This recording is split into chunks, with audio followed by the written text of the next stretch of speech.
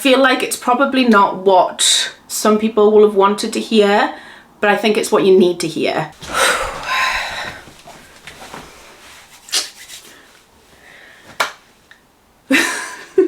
Where do I even begin? I feel like this video has been a very long time coming. If you see me looking down, I'm looking at my phone. I've written a few notes of things that I want to touch upon in this video or talk about. I'm also going to be answering some questions that you guys left me on my Instagram story, but I am going to be talking essentially about how I went from this to this.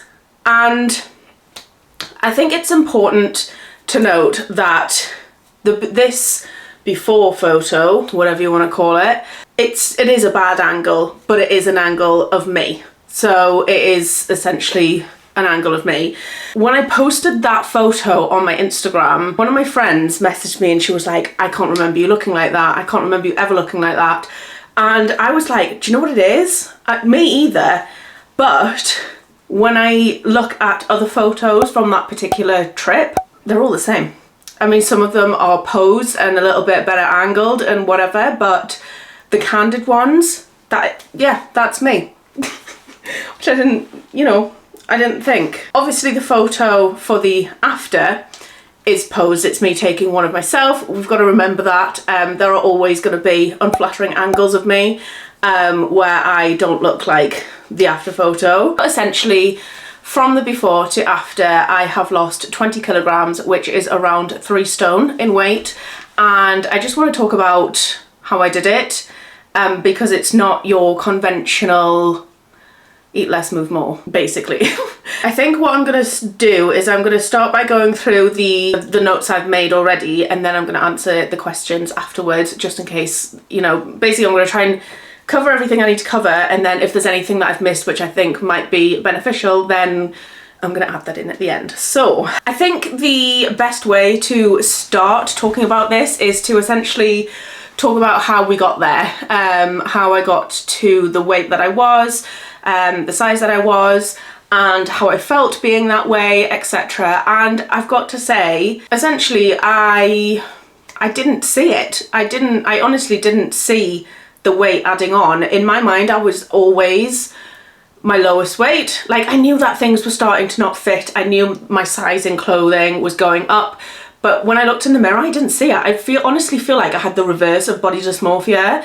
If you don't know what body dysmorphia is, essentially when you think that you're heavier than you are, whereas I was the complete opposite. I was like, I'm skinnier than what the scale says, but I wasn't, obviously. And I would just kind of eat, not really think about what I was eating. I didn't have any kind of plan. I didn't have any kind of thought on whether something was nutritious for me or not, or whether it would give me lasting energy. It was always about the quick fix of what can I eat now that's quick, and what can I eat that's convenient. That was my life, basically. That was my whole life. That was my whole life around food. And honestly, my days from the moment I woke up to the minute I went back to sleep were revolved around what was I going to eat next. And I think I kind of just got to the point where I was like, Jess, this needs to stop. That's kind of how things happened. And I feel like I gained weight very, very quickly as well. I don't think, the amount of time that it takes to lose weight in comparison to gaining weight, mad. Absolutely mad. But I honestly feel like I woke up one day and I was like, wow, okay, where did this stomach come from? Where did these arms come from? My legs? Like, I just looked at myself in the mirror and I thought, this is bad. This is really bad. But not bad as in, like, I don't know how to describe it. It was more bad as in, how did I get here so fast? That was the kind of bad I was thinking. I was looking in the mirror and I was like, wow, when did that happen? And I think that's kind of when I thought something needs to change. I think when I very first started thinking about losing weight as a whole or wanting to get healthier, my first initial thought is, what diet am I going to go on? How many calories am I going to eat? How much exercise am I going to do every week? And I think that thought process, that mentality is what made me fail every single time, because it was one of those things that would only last 6 to 12 weeks. Your standard 12-week transformation. We see them online being advertised all the time, your 12 weeks or your 6 weeks transformation things. That's because that is generally how long these things last before you get bored and then fall off the wagon. And I was very much a victim of like doing that to myself. I was like, oh, just give it 6 weeks. Just give it 6 weeks of doing this and you'll feel better. And then those 6 weeks would happen, or those 12 weeks would come and go, and that would be like, oh, Jess, well done. You've lost this amount of weight, treat yourself. And it was that treat yourself that became just a constant treat. And I just ended up putting everything back on and more.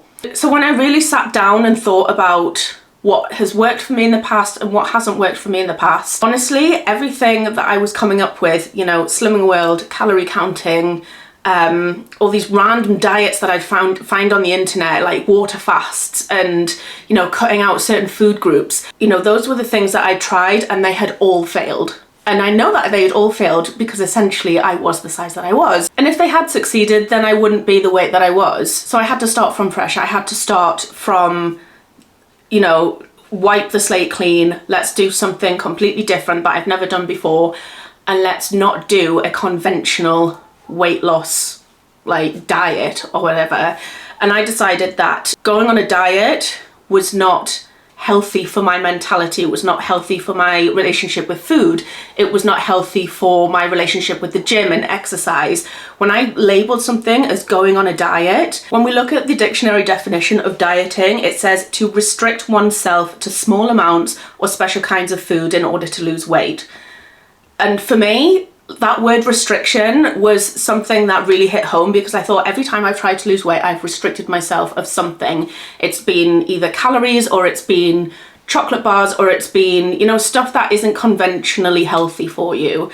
And those restrictions, like ongoing over a long period of time, it just made me want them more. So I decided that restriction just was not going to be on the cards for me, but I needed to think about what I was doing in order to get what I wanted without restriction, which I think is probably one of the hardest things that I did, because the way that our brains have been programmed and the way that we've been influenced over decades and decades has always been by what the media determines as healthy. This scientific study has said, the way that some scientific studies have change their mind about all alcohol is unhealthy, and then the next minute is have a glass of red wine on a night time, that's healthy, that's good for you, it's been proven. Everything just gets on top of you and you kind of don't know what you're doing, because every time you're trying to alter something to try and fit around your new lifestyle, another study come out, or somebody online will say, oh, but that's got too much sugar in it. Oh, but have you seen the ingredients in that?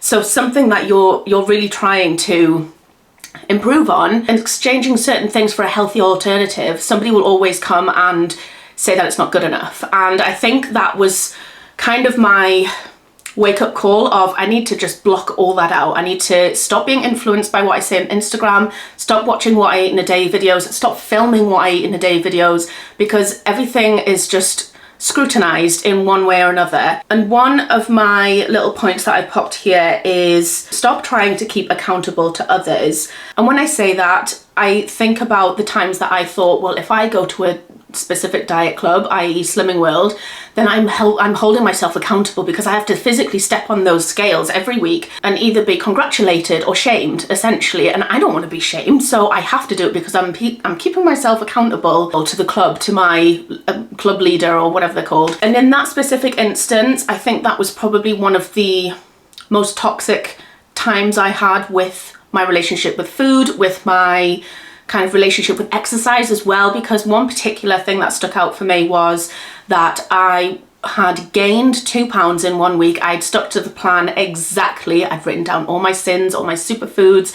I'd filled my plates with superfoods and sin-free foods and whatever, but I'd gained 2 pounds. And when we went round the circle and my club leader came to me and said, Jess, what happened? What happened this week? Have you got your food plan? So I had submitted my food plan. She was like, I'll have a look at it and see where you went wrong. And I was like, well, honestly, I don't think I did go wrong. I ate my superfoods. I, planned my meals carefully. I kept under my maximum amount of sins every single day. The only thing that's changed is that I've joined the gym and I've started going and exercising a bit, because I kind of got to the point where I thought, if I really want to, lose weight like continue to lose weight, but I don't want to be like, what's it called, skinny fat. I wanted to be toned. So I started going to the gym thinking that was the next step for me, because I'd lost, again, probably about 2 stone at that point. And I was like, I need to start going to the gym, I think. And essentially I was told to stop going to the gym because I'm holding on to water weight, and that's why I gained weight. And I think that was the first wake-up call where I was like, hang on a minute, don't go to the gym, that's your advice. I think that was when I stopped Slimming World the second time. The first time was because I thought I could do it myself, and then when I came out, like everything all went to pot. But then the second time I went, that was my reason for leaving. I thought, this isn't about genuine, you know, reasons. This is, for me, it felt like a revolving door club where it's designed for people to lose weight, leave, and then come back because they've gained the weight again. I don't know, it just, for me personally, it wasn't for me, and I didn't like the whole being shamed in front of my class or whatever, because I gained a couple of pounds because I decided I dared to go on a treadmill that week. And I thought, this isn't for me. If I want to keep accountable, I can do it in other ways. My second way of keeping accountable was through my what I eat in a day videos. And again, that kind of touches again on toxic diet culture that we have in social media, and you can never do right. You know, you're damned if you do, you're damned if you don't. It's that kind of situation. I would have a perfectly clean day because I thought, you know, I want to show a good example to the people online. I want to give myself a good healthy day. It's something that, you know, if I'm filming this, and I'm more likely to eat healthy, but whatever I ate would always have some kind of backlash.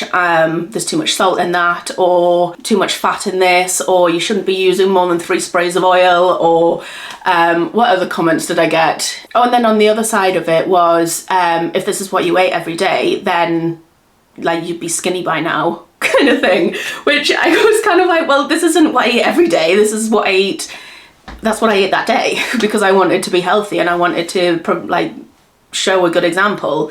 So I think one of the biggest things for me, and I realize that this might not be helpful for other people who don't post things online, or people who don't go to diet clubs or whatever, but the minute I took everything offline, stopped posting about what I'm eating, like, you know, strategic what I eat in a days, and stopped posting how many calories I was eating, stopped posting how much I weighed, what clothing size I was, just anything to do with body shape, weight, food, stopped.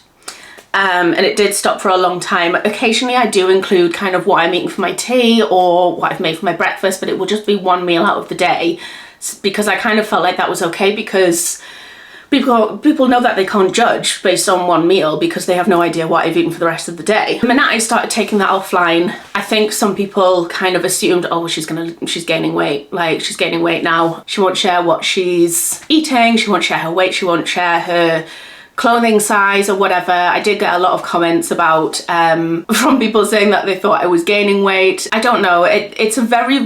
The internet is a very, very bizarre place in terms of people feeling that they have the right to comment on somebody's body image, the clothes they wear, how much they weigh, whether they've got 1 chin or 2.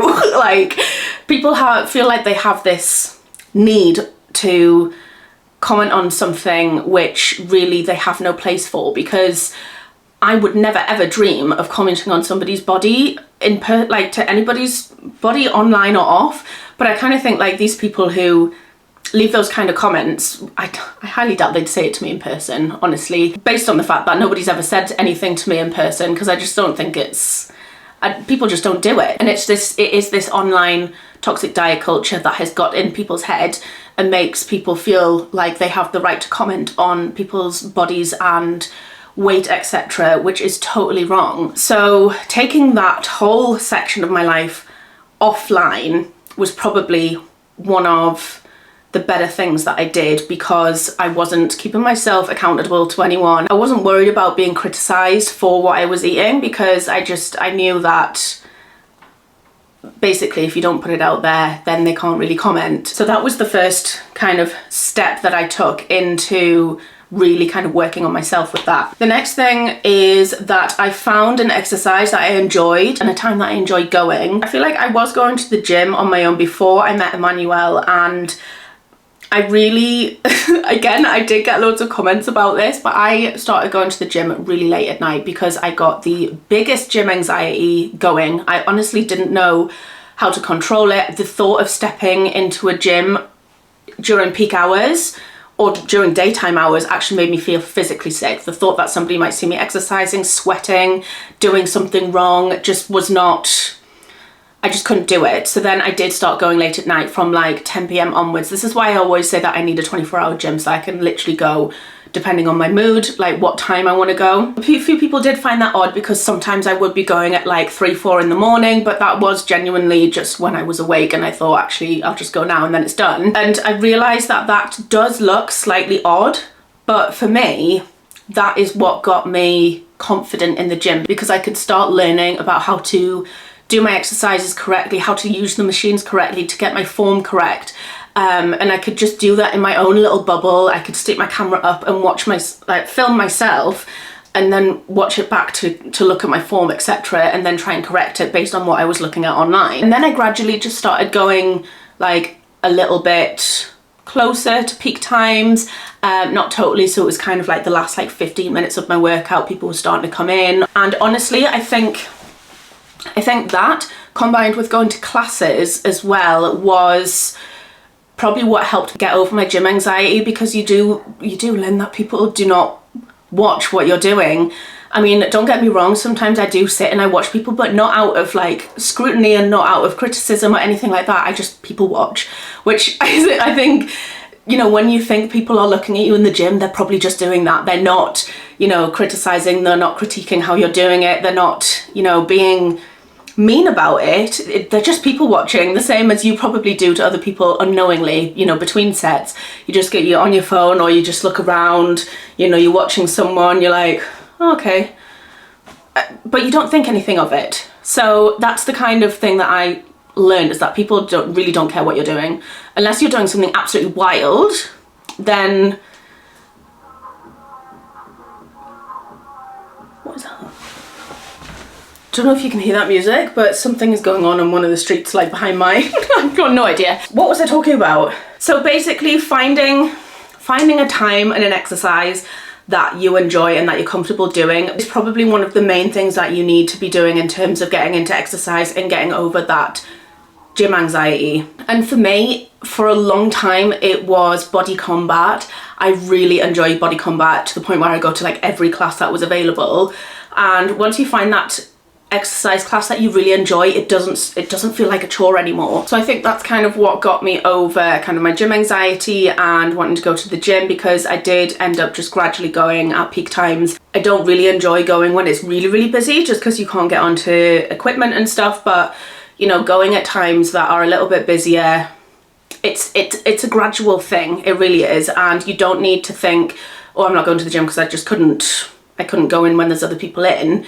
You can just find yourself a quiet space. Build yourself up to it. You know, Rome wasn't built in a day. So, is that what the phrase is? Rome wasn't built in a day? Yeah. Give yourself time, give yourself, you know, space, and have a little reflection over your session afterwards, what you liked about it, what you didn't like about it, what you might do differently, etc. And yeah, you'll get there, you really will. And then also to touch on that, you don't want to be a gym girly, don't be a gym girly.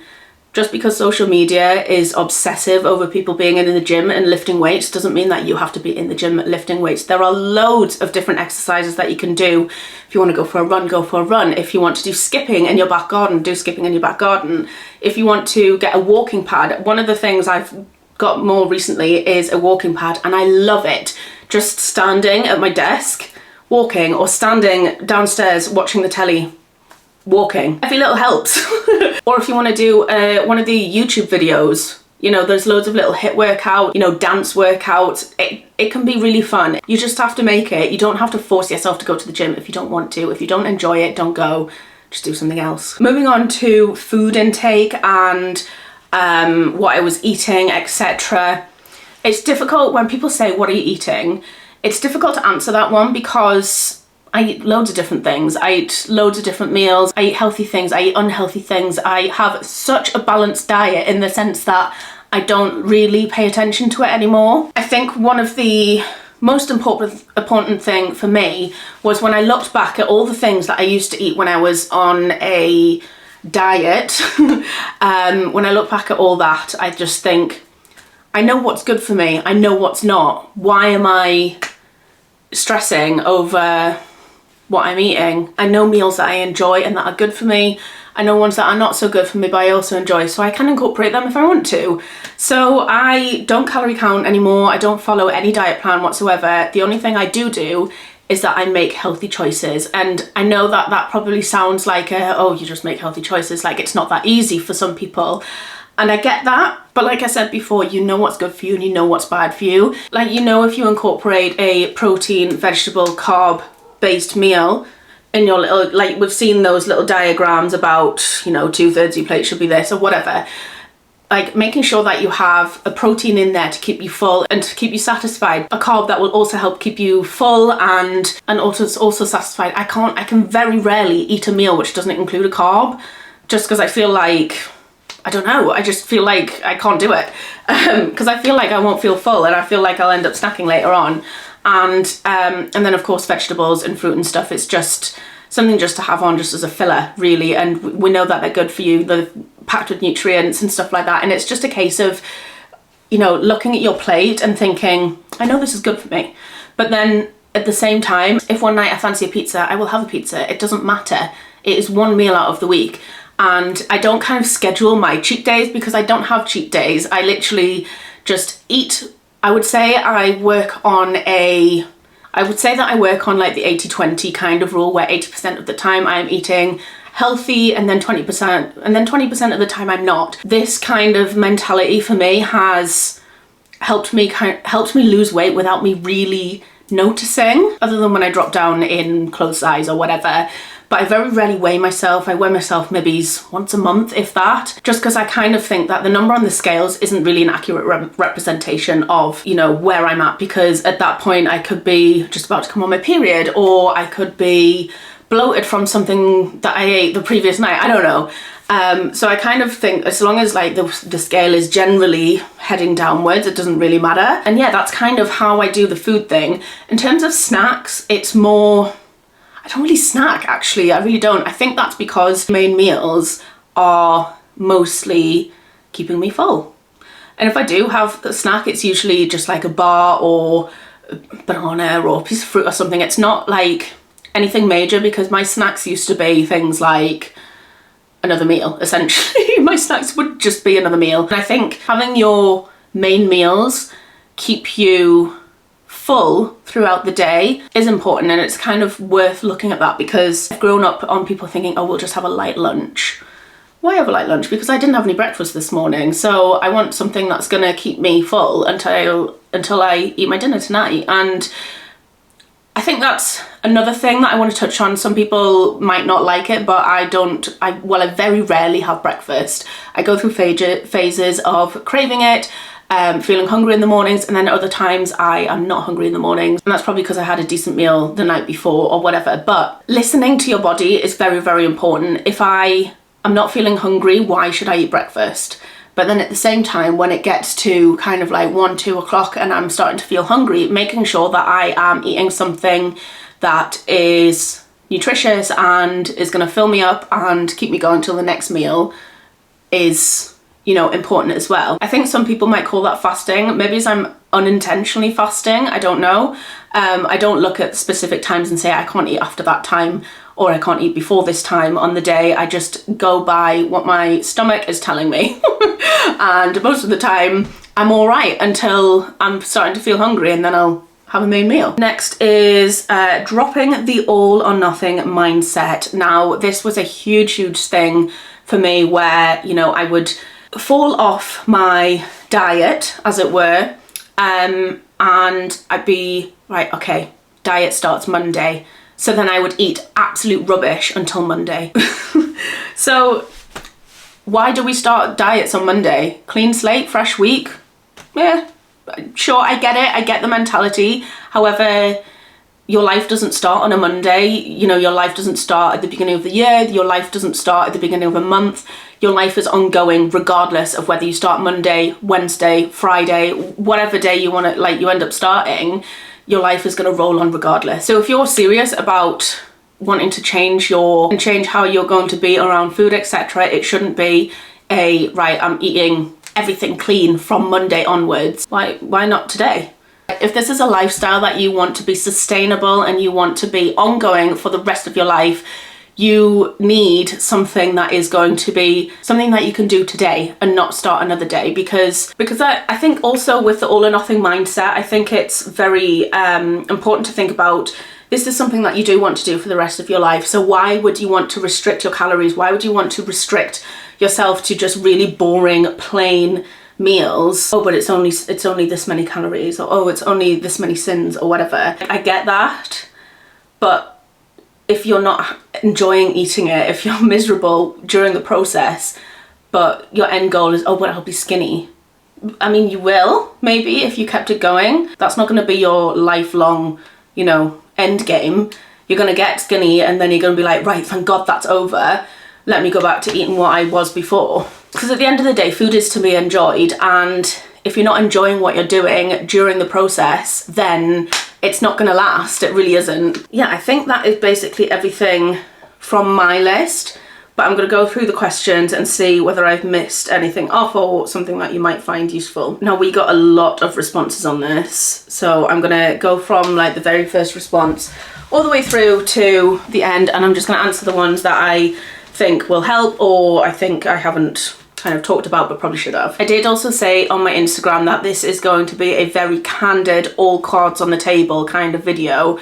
I feel like I have been already, but if I come across a question, I'm just going to answer it very frankly. Some of them answers you might not like, some of them you might think, okay, fair enough, but this is just my experience and how I have gotten around certain things or whatever. So the first response was actually, how do you manage the loose skin?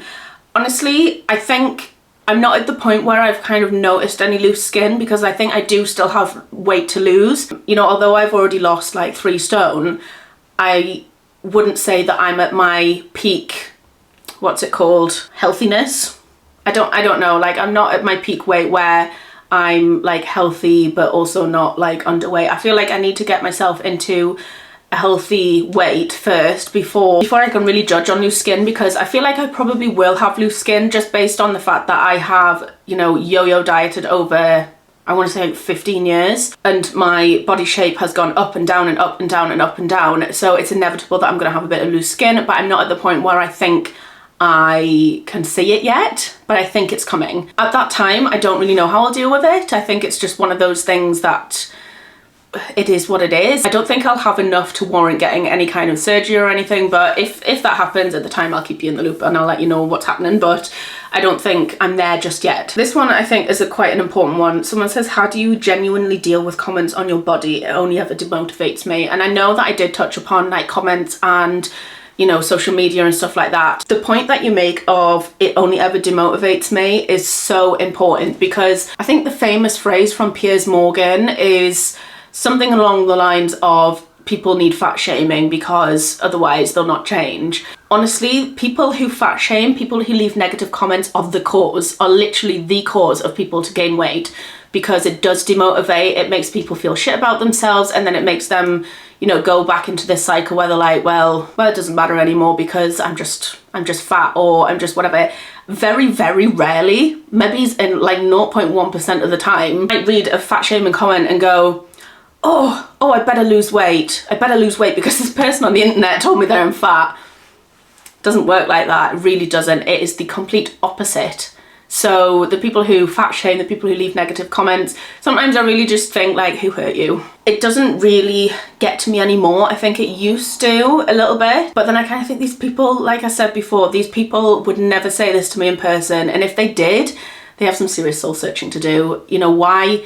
To me, you've got to think about, if it's in person or if it is online or whatever, you've got to think about what has made this person stop and think about your body enough for them to make a comment on it. And that to me says more about them as a person than it does you. If somebody's stopped and thought, oh, she's not looking very good, oh, let me write a comment about it, that's on them. That is their problem. That's not your problem. That's their problem. So I kind of switched off to those kind of comments, because I think, oh, That's their problem, it's not mine. And if that's what they want to spend their time and energy focusing on, then something that they need to maybe deal with in therapy. There's a lot of questions about when was the turning point, and I feel like I've answered that already. This question here, are you now at your goal size / weight?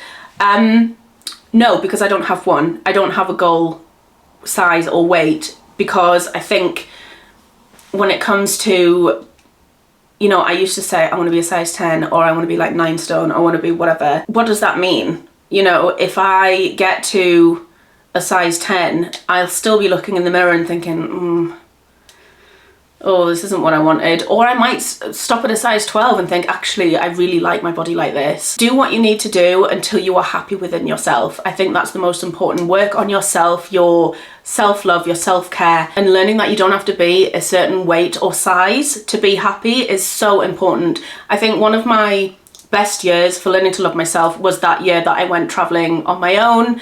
It really helped me within, it helped my soul, and as strange as it sounds, I was probably at one of my heaviest weights when I was going solo traveling. I was so happy within myself until I obviously got that one moment, but I was enjoying myself, I was loving life, I was loving, you know, the clothes I was wearing when I was going on holiday. I wasn't looking myself and criticizing. It wasn't that like self-deprivating feeling, because I'd learned to love myself from within rather than what I looked like from the outside. And I think that was probably another turning point for me, where I thought, okay, I love myself from within, let's start loving myself from the outside too.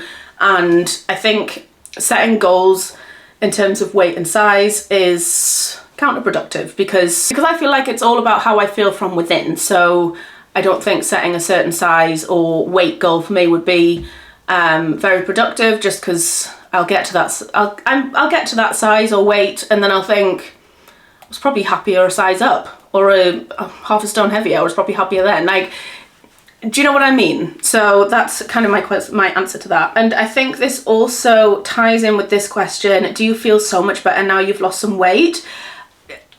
That's a funny, I find that an interesting question, because it should be yes, but honestly I just feel the same. Like, I like the fact that clothes look a bit better on me, don't get me wrong, that is a nice feeling. I like ordering a size smaller and it fitting. But in terms of like how I feel from within, I think because, like I said before, I'd learned to love myself from the inside, I've been happy and enjoyed the process, so I don't feel like better.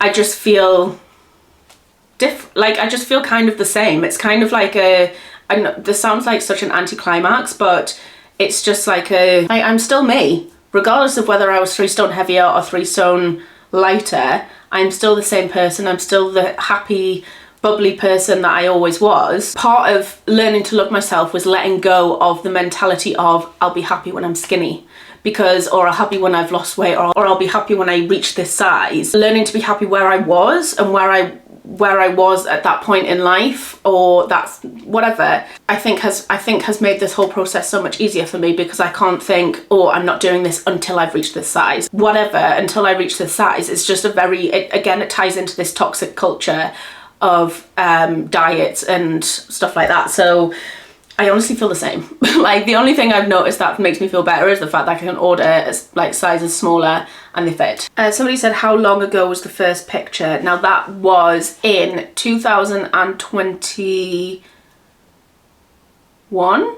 22. It was the same year that I did the solo traveling. It was in 2022. So we're talking 2 years ago. Now I know what you're probably thinking, 3 stone in 2 years. Technically, I want to say, what was it? Technically, I didn't really start. It's hard because there wasn't really a start date for me.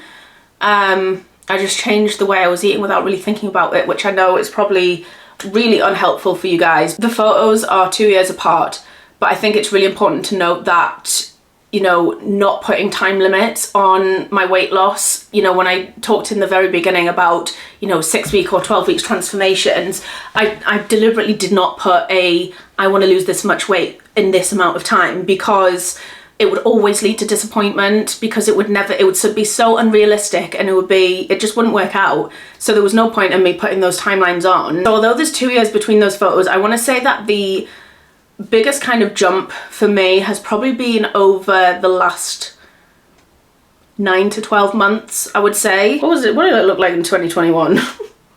This is the thing, because it's been such a gradual and such a like unconscious effort, I haven't really thought about when I started or anything like that. Yeah, I want to say maybe the start of 2023 was when I started really kind of going to the gym and stuff. So we're talking about a year, maybe, which again, people probably think 3 stone in a year, like, I could probably do it quicker. You probably can, but because I have not been on a diet and I've not been following exercise regimes, I've not been like, you know, determined to get to a certain size or certain weight by a certain time, I've just let it come off as and when it pleases kind of thing. And if it takes me 5 years to get to a smaller size, then so be it, because I just know that I'm going to be happy in the process of doing it. So yeah, but I would probably say, like, although it's 2 years between the photos, it is probably a year that I've really started like changing. I think that's it. Most of them are essentially the same. My manager's actually asked, would I recommend the walking pad? She's on the verge of buying one. Yes, absolutely. Get a walking pad if if walking pad for me has been a game changer, because you can just do it from the comfort of your own home at doing whatever you want whilst you're watching telly or, whatever. But yes, 100% would recommend a walking pad. I will leave a link in the description for the one that I use, in case you want to get that one. It wasn't too expensive. It's not like a folding one, but it is quite like flat, so you can fit it under a sofa or under the bed or whatever. But yeah, I think I'm going to leave it there. I feel like I've rambled for a long, long time, and I really hope that you've kind of picked up on the vibe of this video, that I feel like it's probably not what some people will have wanted to hear, but I think it's what you need to hear. Take that how you will, but this is what's working for me. It's not a quick fix. It shouldn't be a quick fix. It should just be your life. And I think that is where I'm going to round this off. So thank you so much for watching. I hope that you have enjoyed it, picked up a couple of bits. Hit the like and subscribe button if you want to see more, and I will see you in my next video. Bye guys.